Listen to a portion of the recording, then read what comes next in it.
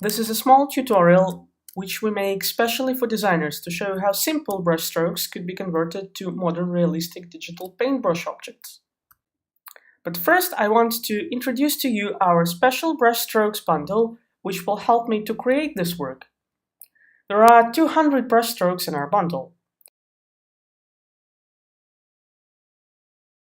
Also, we made 10 vivid backgrounds just as a bonus. And I'm going to show you how you can use these strokes. First, I create a new document which I'm going to make quite big, but I prefer to make it a bit larger to minimize the size of it later if needed. For the resolution, I leave 300 pixels and I set the color mode as RGB and press OK.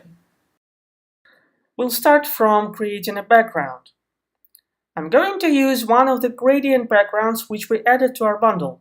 Just grab it from a catalog to your Photoshop file. Now we go ahead and type our text.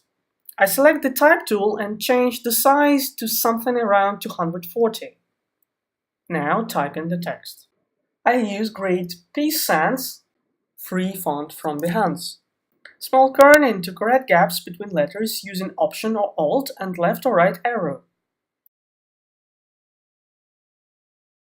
And now it's time to bring some real color to this word. Go ahead and grab some brush strokes from our bundle. I want to choose some strokes that will be on a lower layer. Something white to cover space inside letters, and different colors.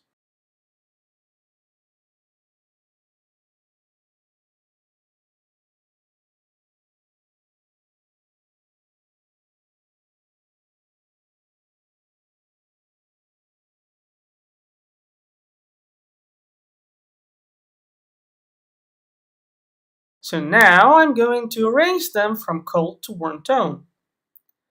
First bluish, violet, pink and red, more red, orange, and yellow.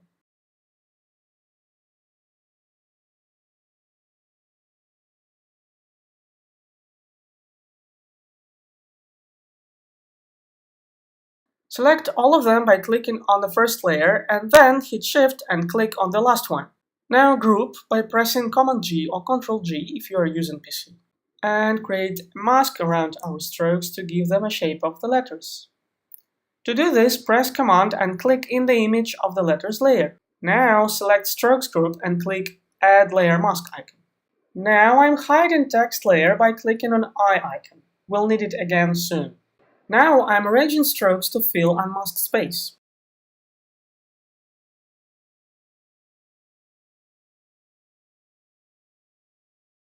It's pretty enough for lower layer, which is just making a contour.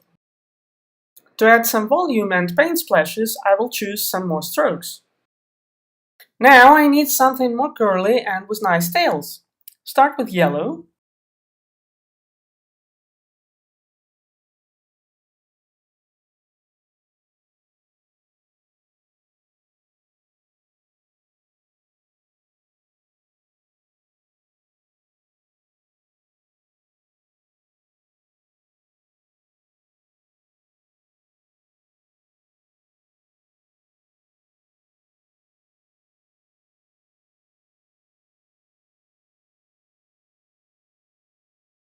Looks pretty enough. I'm going to arrange them by tones too.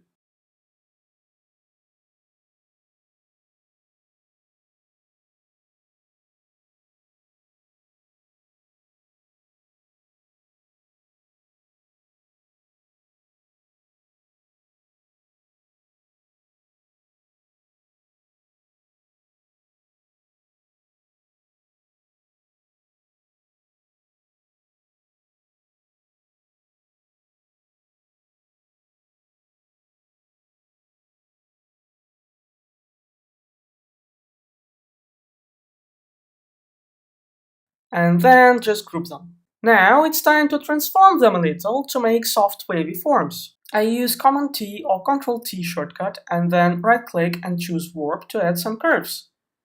Click on Angles or Handles and drag.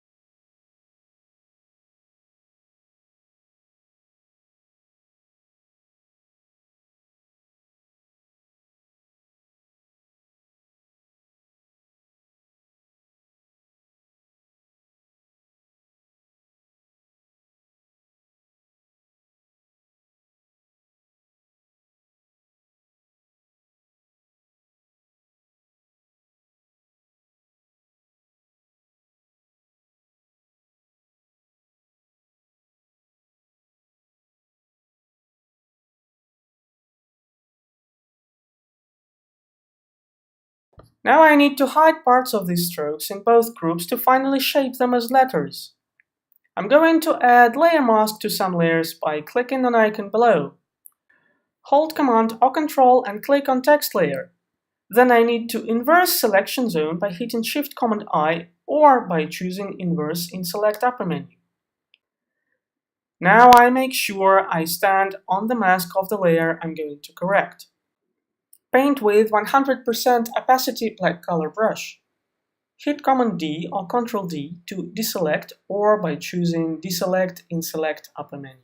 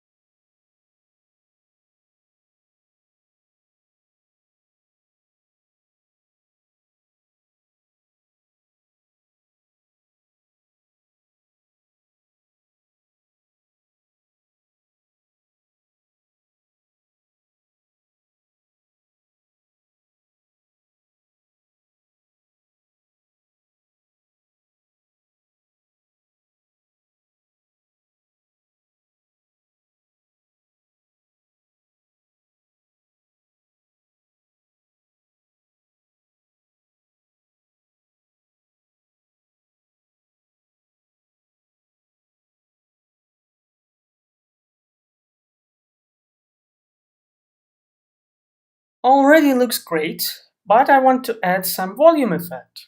Usually I use 3 layers to do so.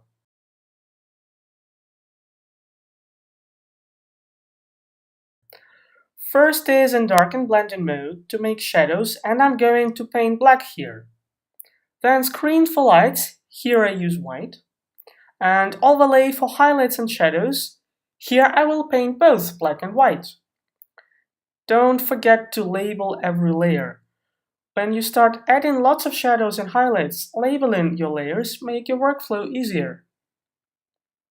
As long as every stroke needs all these layers to make volume effect, I prefer to copy them to every stroke layer in advance. Don't forget to hold down Option or Alt. Position the pointer over the line dividing 2 layers because blending mode's layers need to be applied to a single layer only. It's better to create additional layers for every stroke layer, so you will be able to edit every step and correct something if you don't like the result. If it seems too dark or glossy, you can always change the opacity. So now I can add dark on the sides and on lower part and light in the center and in the upper part of every stroke.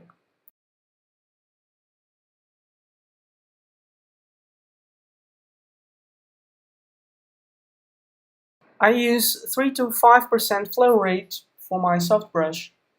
Use big size brush to work on main areas and small size for accents. You can easily scale the brush size down or up by hitting open bracket or close bracket key on a keyboard.